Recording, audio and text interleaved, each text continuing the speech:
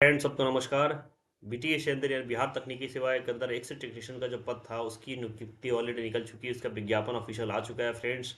और 4/3/2025 आप देख पा रहे होंगे उसका ऑनलाइन ऑलरेडी शुरू है जो 1 अप्रैल 2025 तक चलेगा, है ना। और जो हमारी ऑफिशियल वेबसाइट होने वाली है वो आपकी है www.btsc.bihar.gov.in। इस पे आपको ऑनलाइन आवेदन करना है। आप देख पा रहे होंगे याची विभाग द्वारा प्राप्त एक्सरे टेक्नीशियन हेतु पदों की विवरणी वेतनमानों शैक्षणिक। ये आपको मैं ऑफिशियल नोटिफिकेशन दिखा रहा हूँ जो आपकी जिसका लिंक आपको डिस्क्रिप्शन में मिल जाएगा। एक अच्छे से रीड करिएगा। बाकी तो मैं सारा डिस्क्रिप्शन आपको बता ही रहा हूँ। इसके बाद देखिए फ्रेंड्स, हमारा जो पद होने वाला है एक्सेल टेक्नीशियंस का वेतनमान यहाँ पे जो है 5200 से 20,200 का होने वाला है। ग्रेड पे 28 तथा 7वां वेतन मिलेगा आपको पे लेवल 5 के ऊपर। बहुत अच्छी सैलरी होने वाली है।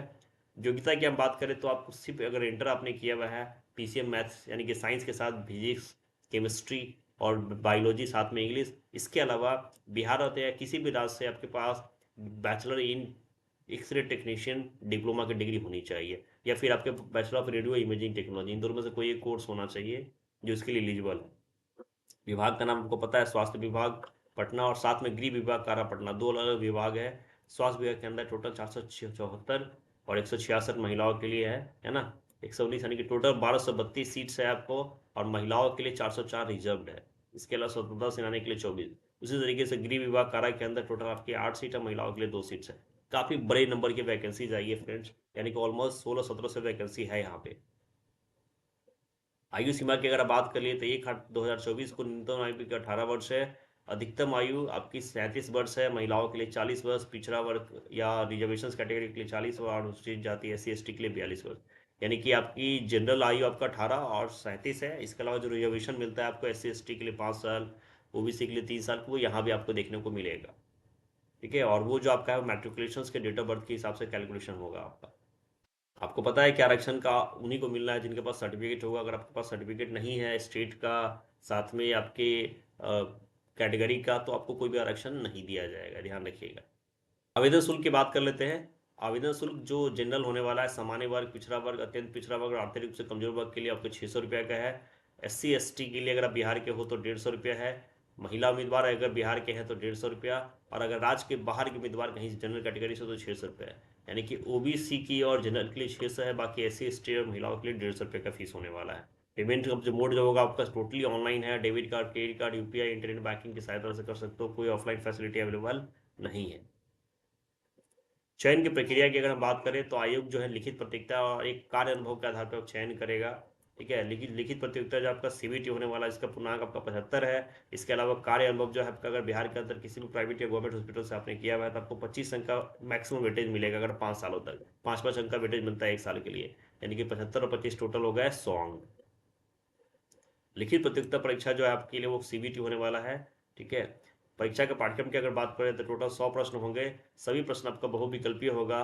प्रश्न पत्र हिंदी और अंग्रेजी दोनों भाषा में होने वाला है। परीक्षा की अवधि होगी 2 घंटे के, कुल होगा 100 अंक का। और देखिए यहाँ पर डिप्लोमा इन एक्सरे टेक्नीशियन जो है उसके आधार पर आपके सवाल पूछे जाएंगे जो वेबसाइट पर अलग से प्रकाशित किया जाएगा।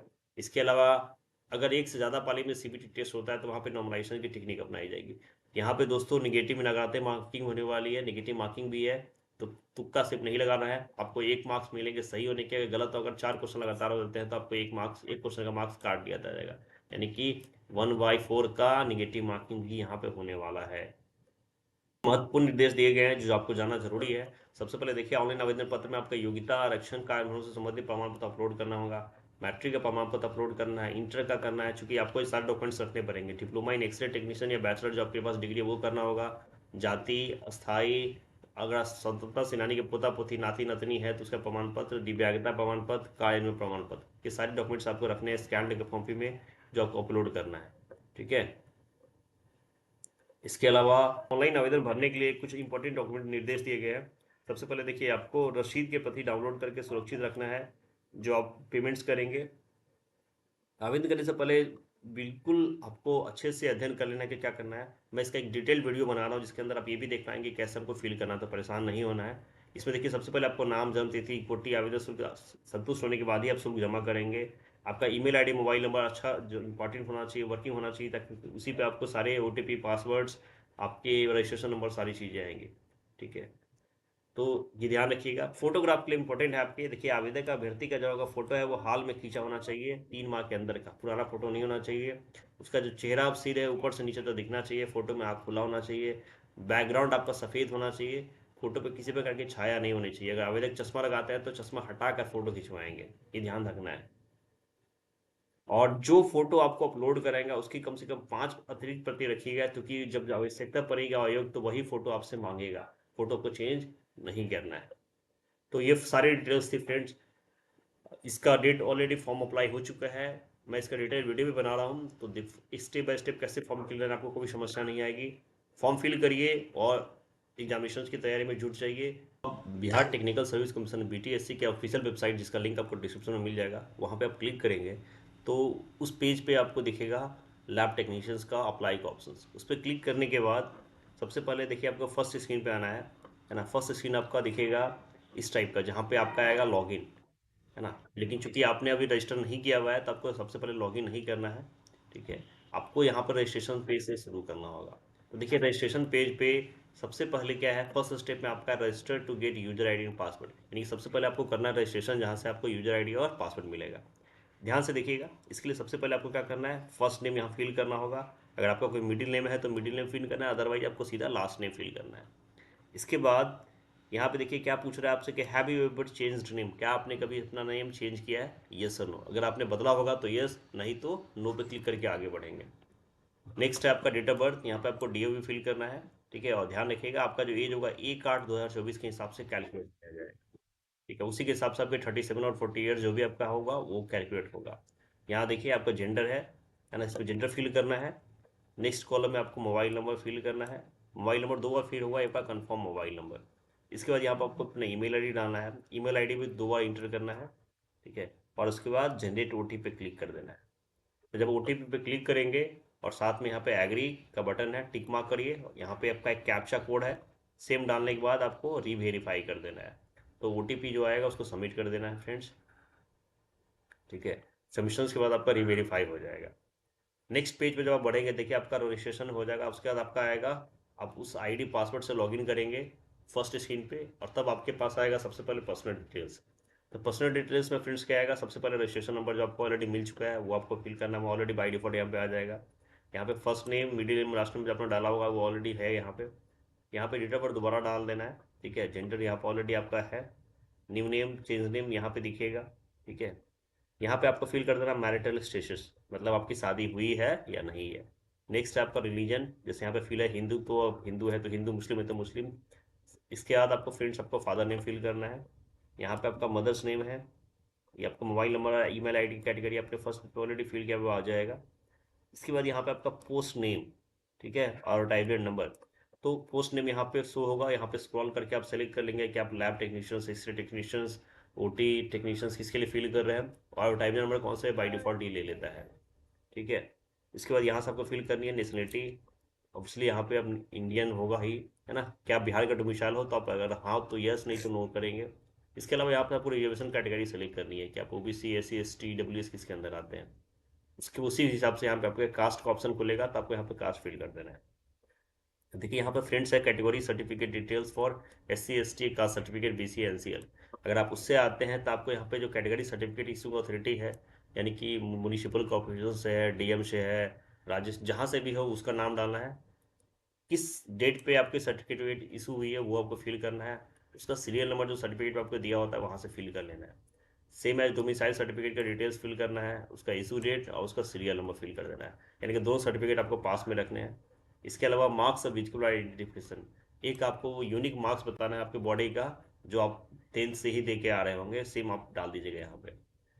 नेक्स्ट है फ्रेंड्स आपका please select type of identification, ठीक है। अदर आपके पास कोई आइडेंटिफिकेशन है तो वो दे दीजिए, ठीक है। जैसे आप आपका पैन, आधार, ड्राइविंग लाइसेंस क्या दे रहे हैं, आपका नेम क्या है आईडी कार्ड पे, इसके अलावा और कोई अदर आइडेंटिफिकेशन हो तो वो दे दीजिए, और आइडेंटिफिकेशन नंबर, अगर आप आधार चूज कर रहे हैं तो आधार डालिए, डीएल दे रहे हैं तो डीएल दीजिए।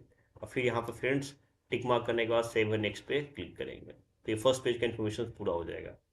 देखिए यहाँ पे हमने पर्सनल डिटेल्स ऑलरेडी फिल कर लिया है। अब सेकंड पेज आपका है एडिशनल डिटेल्स का। इसके अंदर देखिए क्या करनी है आपको, इसेंशियल क्वालिफिकेशंस, यानी कि आपसे पूछा जा रहा है कि year of acquiring essential qualifications, ठीक है। आपने किस ईयर में जो क्वालिफिकेशंस जो आपकी डिग्री है वो बैचलर वाली आपकी हासिल किया है। नेक्स्ट आपसे पूछ रहा है कि are you a contractual employee of state government hospitals.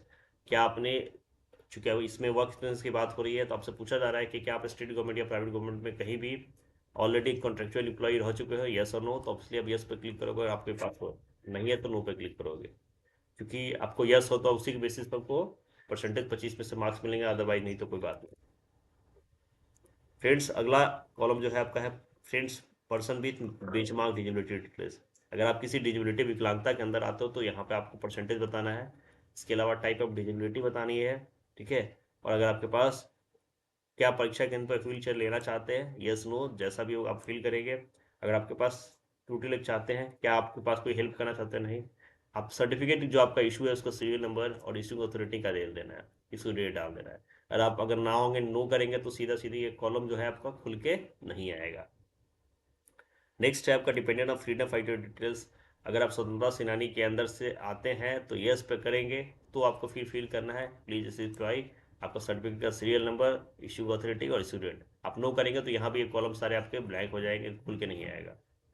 Friends, अगला है परमानेंट एम्प्लॉय डिटेल्स। क्या आप लोग बिहार के स्थायी कर्मचारी हो? अगर आप पहले से हो तो यस लिखोगे, फिर यहाँ पे आपको ज्वाइनिंग डेट ऑफ सर्विस बतानी है, रिलीविंग डेट ऑफ सर्विस बतानी है, टोटल सर्विस रिकॉर्ड बताना है, साथ में कौन सा पे स्केल पे आपका है वो आपको बताना है। आप नो लोगे तो ये भी कॉलम आपके सामने खुल के नहीं आएगा, ये ऑप्शन हाइड हो जाएंगे।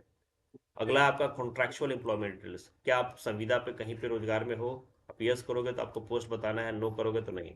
Same as experience details. तो ये सारा पेज जो आपका फ्रेंड्स आपका एक्सपीरियंस का है। यहाँ पे और भी कोई अगर रो आप ऐड करना चाहते हो तो ऐड कर सकते हो, और यहाँ पे आपका टोटल वर्क एक्सपीरियंस लिखा आ जाएगा। फिर यहाँ पे 7 नेक्स्ट क्लिक करके फिर आपको आगे फिल कर लेना है। तो देखिए यहाँ पे 2 पेज आपने कंप्लीट कर लिया है, पर्सनल और एडिशनल। फ्रेंड्स, अगला जो है वो आपका है कम्युनिकेशन डिटेल्स। इसके अंदर देखिए हमारा एड्रेस वाला पेज है। सबसे पहले आपको फिल करना है परमानेंट एड्रेस। इसमें देखिए एड्रेस लाइन 1, यहाँ पे आपका एड्रेस डाल दिया, address line 2, country, state, city, pin code, ठीक है।